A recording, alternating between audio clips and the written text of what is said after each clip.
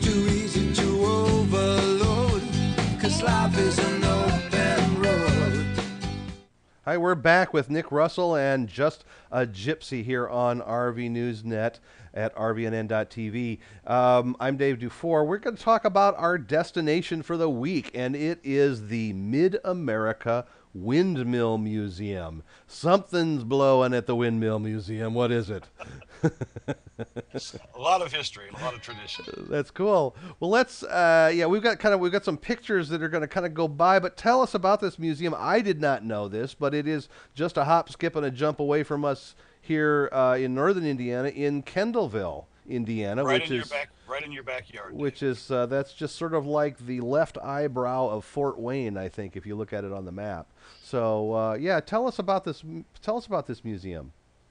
Well, windmills were a big part of settling America. They provided water, they provided electricity to farmers and homes and settlements. And the Mid-America Windmill Museum kind of celebrates that heritage. That area of Indiana was the center of windmill building in the United States. And they've come together and brought in all sorts of windmills from all over the country and some very historic units. And quite interesting to go there and tour. And if you're a mechanically minded person, just sitting and watching how they put these things together and how they worked is just fascinating.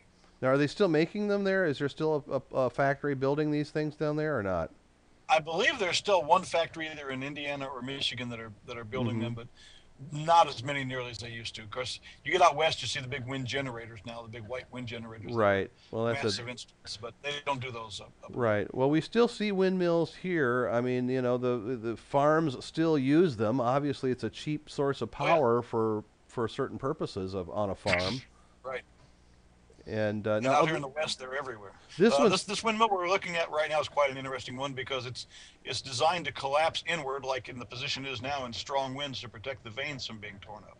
Yeah. So it's kind of protects itself. Yeah, I don't know if it'd stand up to a tornado like we have come through here once in a while, but it certainly, high winds would it could stand up to that. I've not seen one like that before, so that's pretty interesting. So is this just one of those places that you just kind of pull off the road and go into, or do you kind of plan ahead for it, or how much time do you spend at the Windmill Museum? We spend a lot of time looking for these offbeat places to go find. Everybody's been to Dollywood and Disneyland, but there are thousands and thousands of places like this all across the country that we're always looking for. Well, and there's a very patriotic windmill there. There you go. Yeah. When we visited the Windmill Museum, we spent about 2.5 to 3 hours, and we were just fascinated by it. Yeah. Well, I think old mechanical things like that of any type, but are really interesting. But these I think particularly so because there's sort of an artistic aspect to them, isn't there? Yes, there is. They're works of art. They really are. They were built back in a time when craftsmen took pride in what they were doing, and each person put his own little stamp on what he was doing. Right. Yeah. And the great thing about the Windmill Museum is there's so many other things to do in that same area. You can go just right down the road to the Auburn Cord Duesenberg Museum. Right. And a couple of other good car museums. So there's a lot of things to do in that very same area. You could easily spend a week or more there and have fun. Right. Yeah, and I think you're really not too far from the Amish country of northern Indiana as well. So you could spend a number of days in that whole region, of course.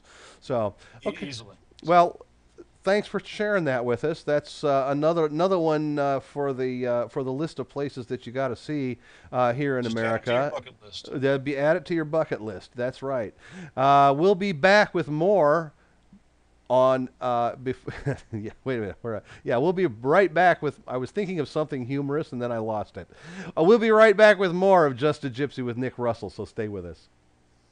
Today's show is brought to you by Angie's List, where you'll find thousands of unbiased reports and reviews about service companies in your area. Whether you're looking for a roofer, plumber, house cleaner, dentist, or even a doctor, Angie's List members share their experiences with each other so that you can choose the service company that's right for your job.